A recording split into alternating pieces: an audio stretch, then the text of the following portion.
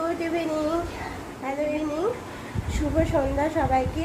Untold চ্যানেলে সবাইকে স্বাগত। গত সপ্তাহখানেক হলো আমি ভিডিও শ্যুট করতে পারিনি।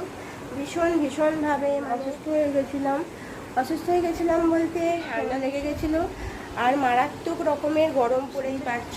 আর গরম পড়াতে মানে জল পরিমাণে বেড়ে গেছে।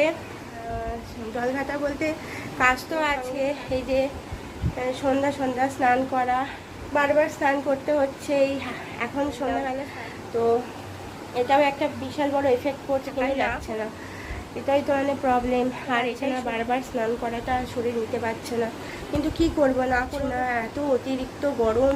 এরপরে পুরো জ্যৈষ্ঠ মাস, কি করে আর হবো এই 5-6টা মাস।